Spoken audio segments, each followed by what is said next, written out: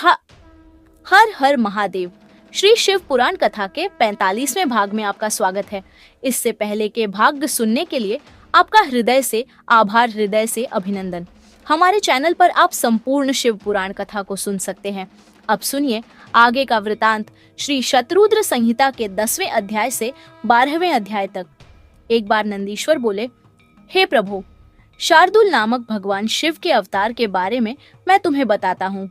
कल्याणकारी भगवान शिव ने एक बार अग्नि के समान जलते हुए शरभ रूप को भी धारण किया था।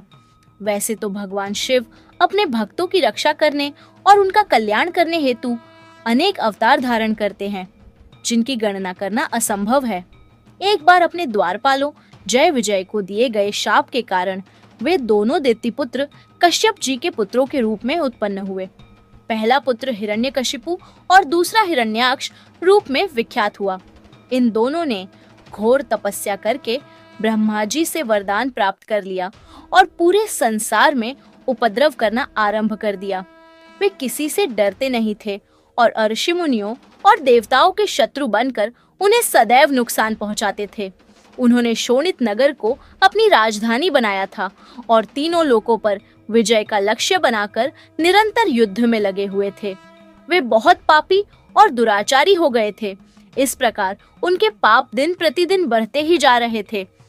तब ब्रह्मा जी व सब देवताओं ने भगवान श्री हरि विष्णु से प्रार्थना की कि वे उन्हें हिरण्यकशिपु के अत्याचारों से मुक्त कराएं।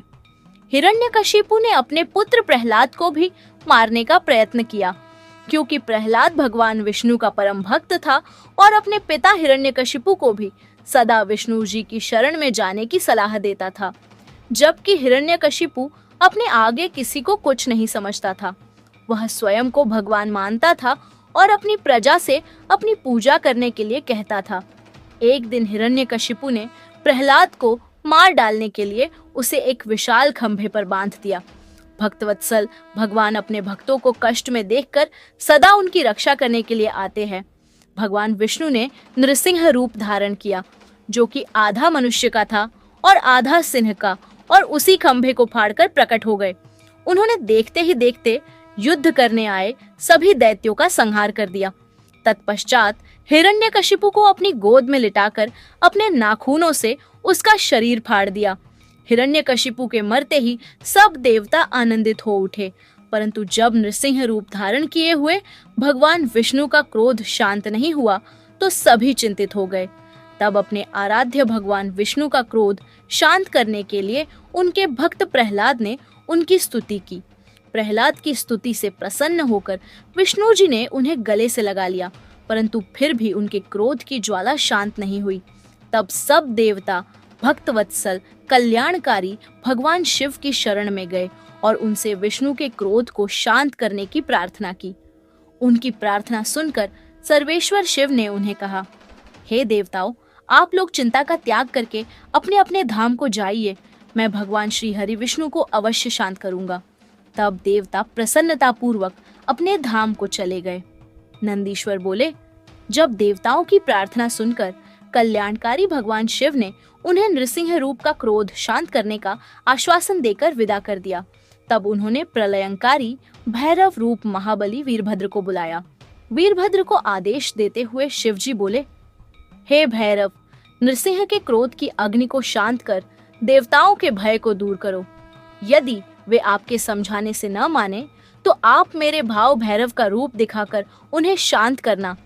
भगवान शिव की आज्ञा का पालन करते हुए भैरव तुरंत ही नृसिंह जी का क्रोध शांत करने के लिए चल पड़े।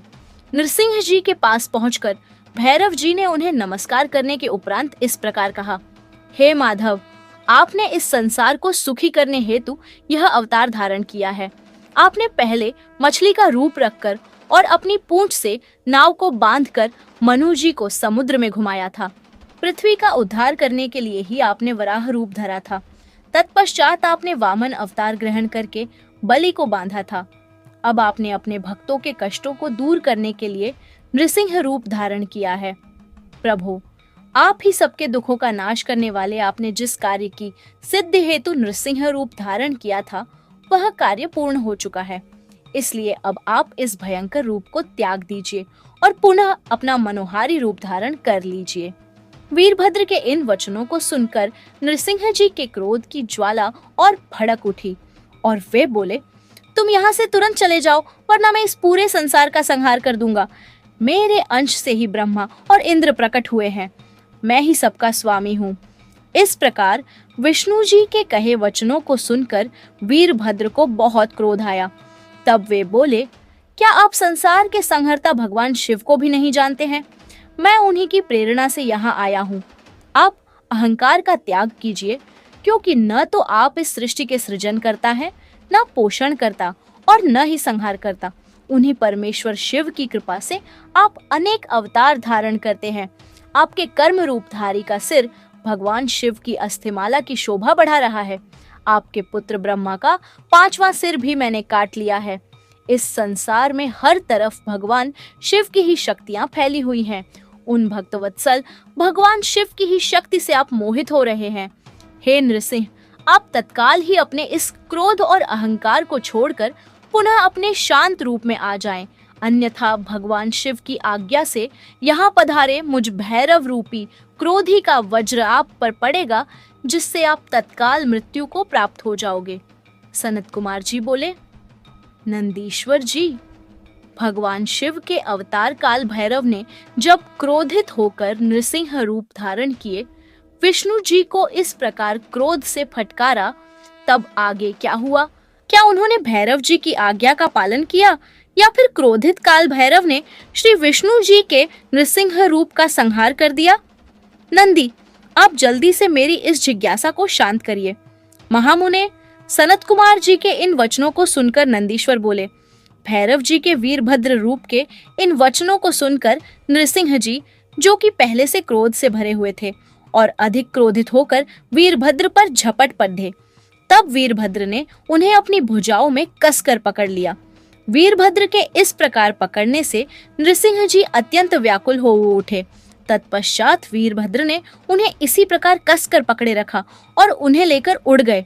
वे उन्हें उड़ाकर परम पावन शिवधाम ले गए और ले जाकर शिवजी के वाहन वृषभ के नीचे पटक दिया।